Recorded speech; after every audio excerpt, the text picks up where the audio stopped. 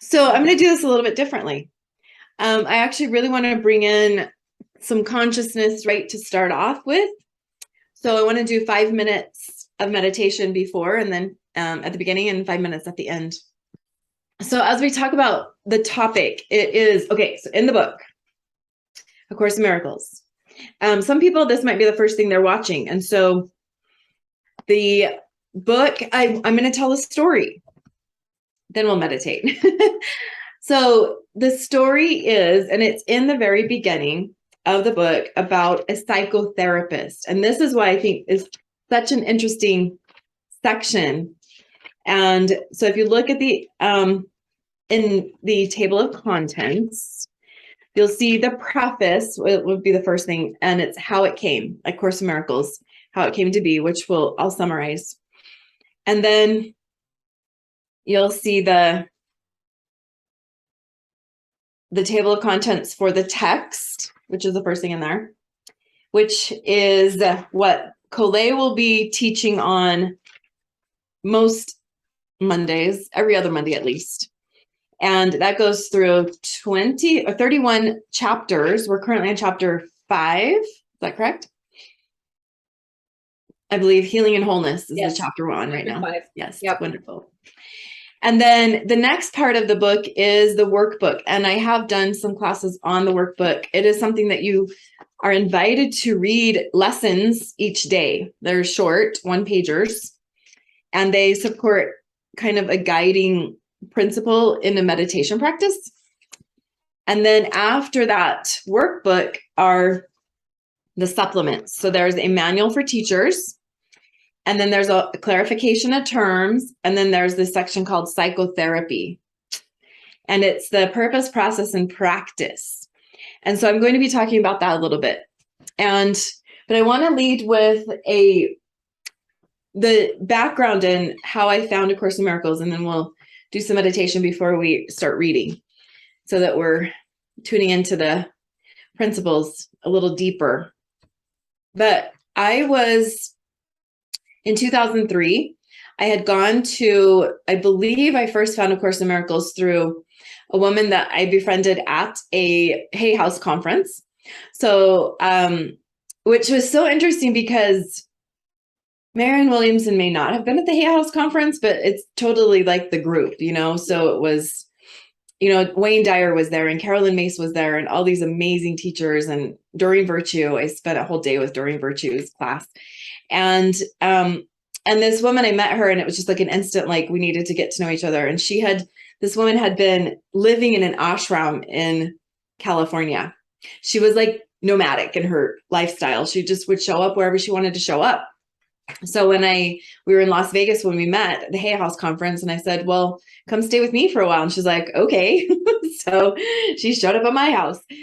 And I had just spent time with like Jerry and Esther Hicks. So if you know anything about Jerry and Esther Hicks, they were basically making their debut in this Hay House conference and talking about channeling. So channeling something some people are like comfortable with and some people are like, because you don't want to be an open channel to anything that would have darkness or, any kind of junk energetically. So I was a little bit like not sure. And, and so Esther Hicks channels Abraham, and it's beautiful teachings. Like there's, in all, 20 years that I think she's been out doing this and writing books and stuff. I've never seen anything negative about her. Personally, I haven't seen anything. You could go digging, but it's never shown up. So it's a woman who just receives. And this is why this is so interesting to talk about this, because Jerry and Esther Hicks were this couple that were just normal people. But Jerry had huge questions. He was a total questioner in the realm of, like tendencies, Gretchen Rubin tendencies, huge questioner. He wanted answers to things that he had studied for, gone religion to religion, hopping through anybody who could answer these questions, and he could never get his answers fulfilled and satisfied. And then he and Esther get together, and the two of them start studying Seth. So Seth is a channeled being that was one of the first people, that people were talking about that wrote a book and stuff. And they, I think, had a conversation with the channeler of Seth and asked him about, how did you get around to that? Well, guess what it is? Meditation. Isn't that interesting? So I have actually followed a whole series of people that are channeling light, the circle of light, and, other realms. And there's some beautiful things that are coming through. And so that's what I'm attracting. That's what I find. That's where my alignment shows up. So I am now comfortable with the idea. But at the time in 2003, I was like, I don't know what that's about. But the whole concept is, and what happened with Jerry and Esther Hicks is that if you go quiet, get ego out of the way, open yourself to receive, you can receive light and truth beyond what you expected. It is possible to actually hear and be a channel for other being, if you want to look at it as angelic beings, to come through. And some people are doing this as part of their healing. Kathy Truman, who's been on some of our summits and stuff, will tap into the other realm as she's supporting healing and generational healing, and tap into people that are not here. So it is a thing. And, and it's just a matter of, I think, having trust and faith and knowing that that's part of what we're here to do. So now Esther Hicks became the channeler. And the interesting thing about their relationship is Jerry will ask the questions. Esther goes into a state of receiving, which her voice changes, and it is kind of weird. And she will answer those questions. And when you hear it and it comes through in such a way that's like, you have to go into your own discerning process. You get to be clear on does that feel true to me or not? And I've always been comfortable with, what she's received. So there are higher principles and there are things that you don't hear the average everyday person talking about. But so there's the beginning of this journey for me. 2003, I meet this woman who is a huge fan of Jerry and Esther Hicks. Jerry and Esther Hicks were the big news at this Hay House conference. They overshadowed Wayne Dyer and Carolyn Mace and all these other big names because of what they were doing as a couple, which I think is also very important, and in a way that was different than what you're seeing with the regular, teachers. All right. So then my friend and I think her name was Anne, we'll call her Anne. It's been a while. Go to and hang out in my house in Willard, Utah for a while. And she encourages me to get A Course in Miracles. So 2003, I get the book. I start reading the book, doing actually the workbook for students. I settle into it. I allow myself to meditate more. I hadn't been taught any formal meditation, but I allow myself to go quiet enough and open myself up to receive. And I actually have an experience, I will tell you. I saw a presence of a rose-colored angelic being. It was kind of out of the sense, the sixth sense. It wasn't a really clear, physical eye experience of this being, that I sensed this being in front of me and I freaked. It's like, oh, I'm not ready for that. Put the book away on the shelf. No thanks. I'm not sure what that is. It was a very warm, but that's the thing is our own ego, our own fear will a lot of times block us from truth and light because it's too much. So put the book away, Course in Miracles away, and more or less didn't pull it out again until about 10 years later. So maybe I've been studying it for a year, about 2004. I put it away. 2014, I have a client come into my office, an older woman who was a professor. I believe she was an English professor, very analytical, very, a deep thinker, and very spiritually inclined. And I'm the one person that she's kind of met, that can walk her through this process of figuring out what's next for her. And so in the process of working together, she asked me about A Course in Miracles. So this woman is a student of A Course in Miracles. And I said, oh yes, I got that book a while ago. It was powerful, wow, powerful. Okay, let's change subjects. And she realized that I had been kind of scared off from it. And so the next session, she brought me a video, a DVD. And she and I've had multiple clients in my life that have been my teachers, and this was one. And I went home and I watched the DVD. So in this DVD, and I believe Sue, my mom, was there when we watched it, it told the story of where A Course in Miracles comes from. And you can also read it in the preface. So it's basically, and I might tell it just slightly different than you read, but it's pretty close. So basically, this woman who is a psychology professor in the 70s, I believe, maybe 60s, in, I think it was Florida. Her name is Helen Schucman. And Helen was watching what they were doing as teaching people in the realms of psychology, teaching people how to think differently and relate differently and work on these issues, realized how much drama and conflict and chaos and like how dysfunctional the psychology department was. And how often does that happen, right? I've heard people say that, like working in religion, you know, that a large religion where they realize like you've got to have a really strong faith to get through working with people in that, because it's really often dysfunctional. So one, she said, okay, well, there's got to be a way to apply this better. And are we even teaching principles that work? Those were her questions. Like, she began to question. Questioning is powerful.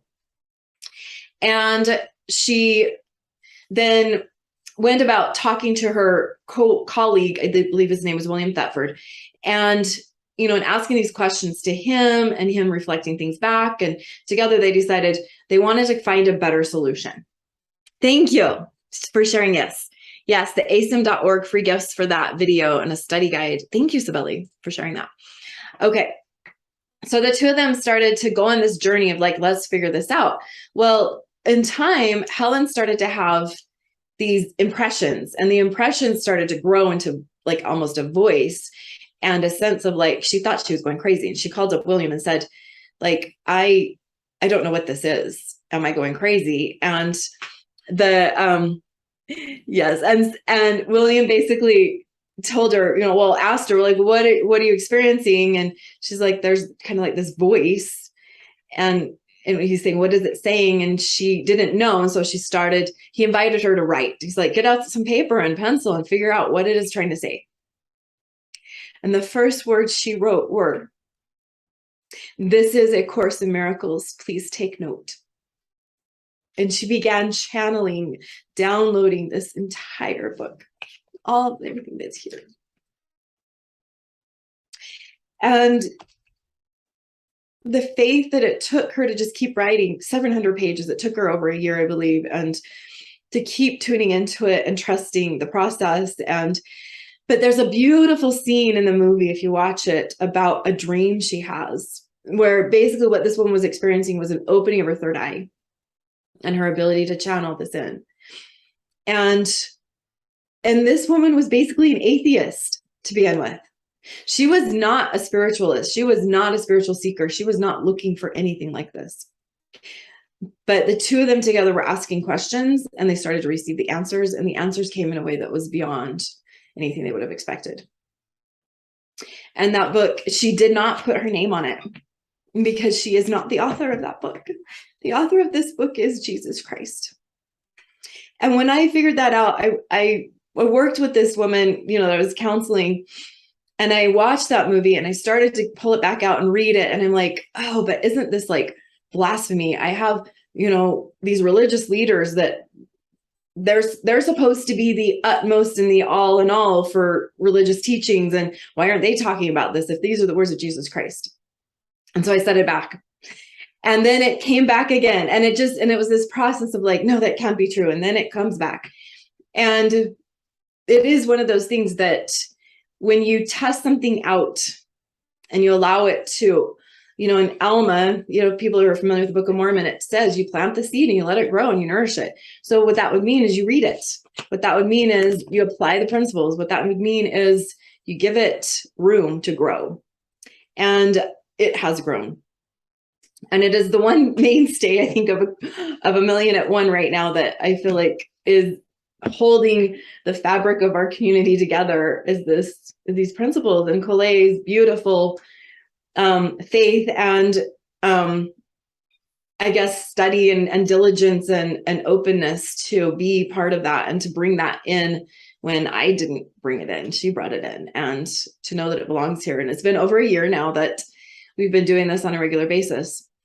So, but before that, I was doing groups, live settings with groups of people. And so it's been an ongoing journey. I have reached, oh my gosh, I think I've officially reached it. Let's see. I'm on page 498. My goal is to get to 500.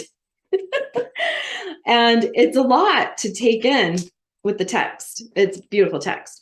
But what I want to do is we're going to read a little bit more about the psychotherapy, but I want to have you just sit with this and just feel for you what you feel as you know that there's this story that has come through a channel of wisdom, or just an innocent person, an unexpecting receiver to come forth. And that is not the first time that's happened. I think we all know stories of unexpected receivers who ask questions in groves of trees and get mind-blowing answers. And I think we all have that capacity. So we're going to sit for 5 minutes with that capacity and just tuning in to what is possible. Ask a question if you wish to receive an answer to it. And so for 5 minutes, just be with this.